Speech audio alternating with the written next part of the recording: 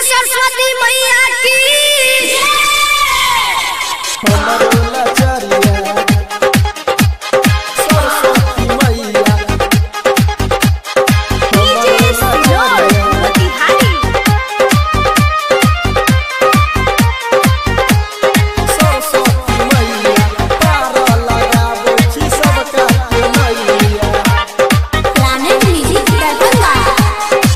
माटी के मूर्ति से आबू के बोलू, विद्या के गगरी माई आबू के खोलू, हंस के कोई के सवरिया तब झुमैया हमर लाचरिया, बेटा करई है गोहरिया तब झुमाई हमर लाचरिया। माटी के मूर्ति से आबू के बोलू, विद्या के गगरी माई आबू के खोलू, बेटा करई है गोहरिया तब झुमाई हमर लाचरिया, बेटा करई है गोहरिया तब झुमाई हमर लाचरिया, हमर लाचरिया, हमर लाचरिया, हमर लाचरिया। डीजे सिनोर मोतिहारी, प्रेम से बोलिए सरस्वती मैया की।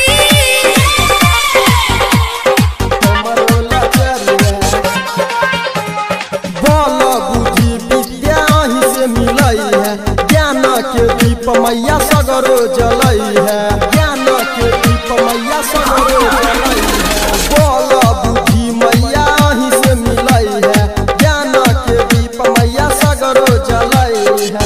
सुना लगे है मैया सारा जहान ये, अहाँ बिना नहीं है केहू अपन ये, भक्ता तक करे है गोहरिया तो सुनु मैया हमर लाचरिया, हंस के कोई के सवरिया तो सुनु माई हमर लाचरिया, हमर लाचरिया,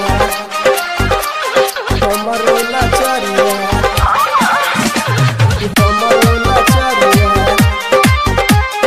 डीजे सिनोर मोतिहारी, प्रेम से बोलिए सरस्वती मैया की। हमर लाचरिया। विद्या के देवी हई सरस्वती मैया, पार लगाबै छी सबका के नैया, पार लगाबै छी सबका के नैया। विद्या के देवी हई सरस्वती मैया, पार लगाबै छी सबका के नैया। सबके पूरा हाबै छी मनवा के श्रद्धा, खोलू नयन कनी हे माई श्रद्धा, खोलू ना अपन के बरिया त बुझ कनी हमर लाचरिया, हंस के कोई के सवरिया त बुझ माई हमर लाचरिया, हमर लाचरिया, हमर लाचरिया। डीजे सिनोर मोतिहारी, प्रेम से बोलिए सरस्वती मैया की।